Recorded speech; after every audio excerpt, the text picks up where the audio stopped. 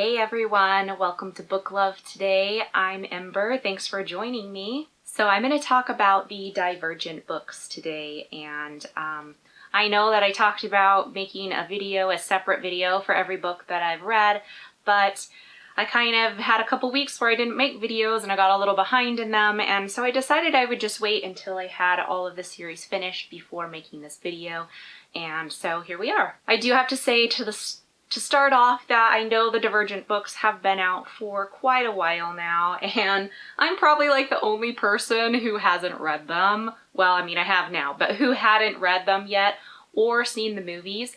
So honestly, going into reading these books, I didn't know really anything about them. I mean, I knew a tiny bit, like from the movie trailer, basically. I knew that there was a girl and she had to take some weird kind of test, and then she found out she was divergent, and that was some sort of a bad, secret-y, like, dangerous thing.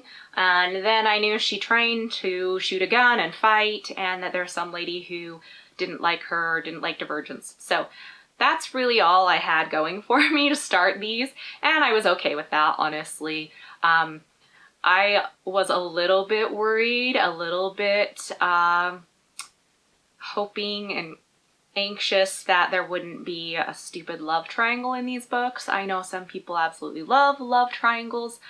I'm not really one of them. I honestly don't understand love triangles because for me, I mean, maybe other people are different, but I didn't have 500 boys throwing themselves at me, you know, when I was younger. Before I was married, I really didn't have all of these guys who are interested in dating me all at the same time.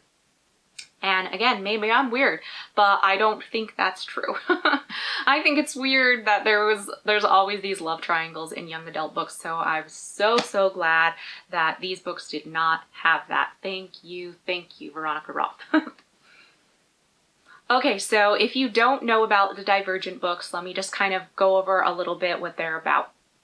So these are set post-apocalyptic in a future where you don't know what the time frame is, but very much diminished and halfway crumbling and destroyed Chicago. In this time frame and in this little society, there are 5 factions is what they call them, and they are different groups of people within the city, and they all kind of have a defining characteristic or some sort of a,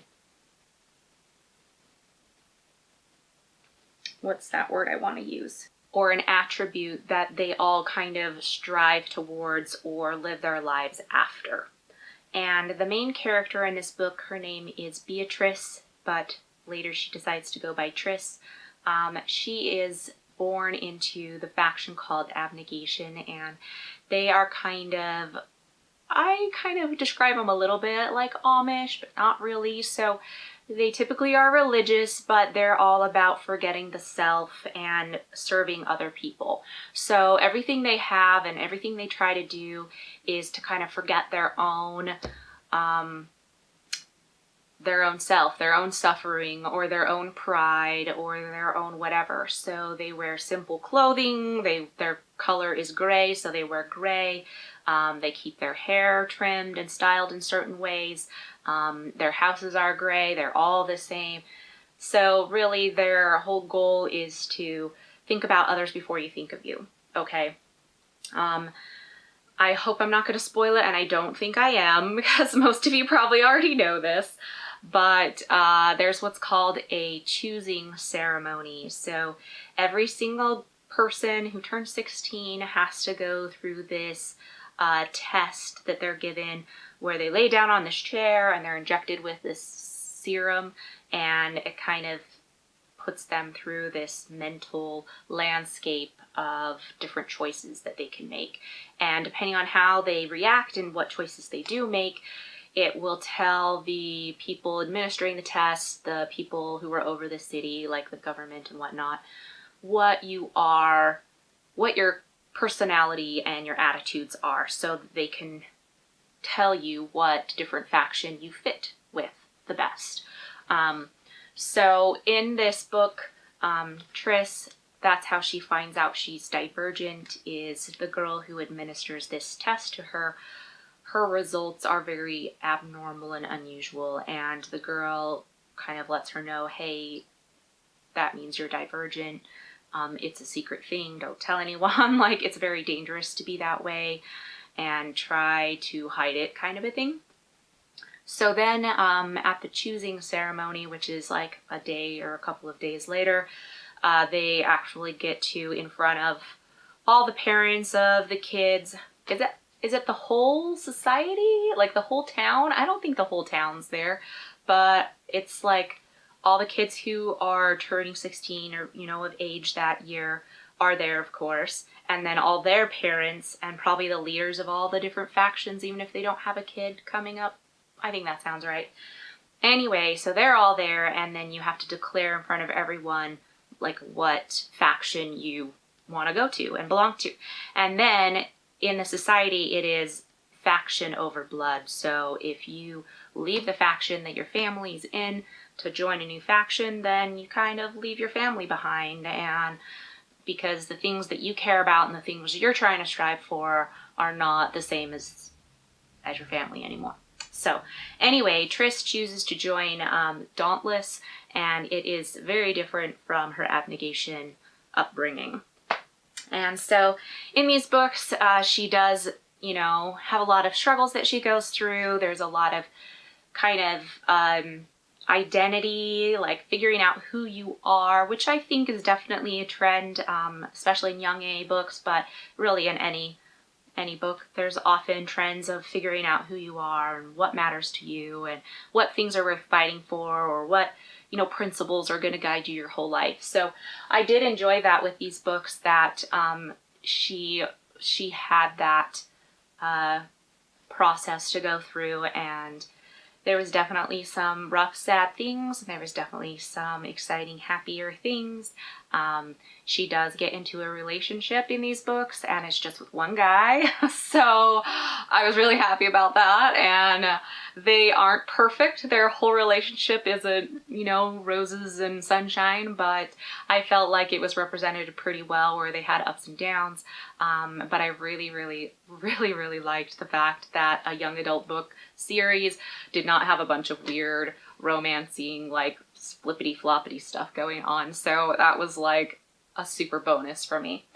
So yeah, these books, I do recommend them. I think they're a really good read. I did not notice that there was a lot of vulgarity in them. I mean, maybe here and there might be some swear words, but nothing major. Absolutely very, very kid friendly, I would say. And even like the violence and stuff like that, you know, my tweens and my teenage son, I'm not going to have any qualm whatsoever. If they decide to read these books, I'm not going to be worried about them.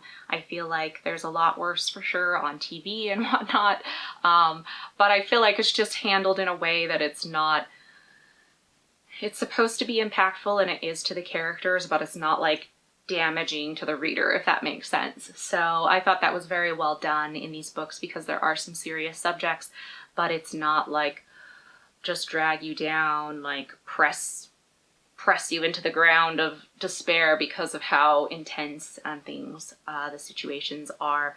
So very good job again, author, for that. The characters are young adults, so you do have to remember that, like around 16 to 18 years old. So of course they're going to be making 16 to 18-year-old choices, which is fine, because we've all been there, or we all are going to be there, and so people are people, which I always appreciate it when authors write books where people are people and they make mistakes too, and then they have to live with those consequences. Sometimes that's the worst part of reading, when authors do too good doing that, but usually it's good, because then the story's so much more believable and so much more relatable. But anyway, I did enjoy, this is a trilogy. I did enjoy the 3 books. There is a companion book as well called 4, and this is kind of a little collection of short stories that are written in the perspective of the character 4, and I really enjoyed reading those. Some of them overlap with things that happened in the books, and some of them don't, but you kind of know it's something that happened in the history before the story starts. So I really liked that. I thought it was very fascinating, and I really liked seeing For's perspective in a lot of these situations, and I kind of wanted a little bit more of that, honestly. So I do recommend that you check that out if you did enjoy these, or if you're going to read these, then don't forget about this book 4 as well. So that's all I have for you guys today, talking about the Divergent trilogy, and these are by Veronica Roth, so check them out. I think you'll enjoy them. Other than that, have a great day. I'll see you later. Bye.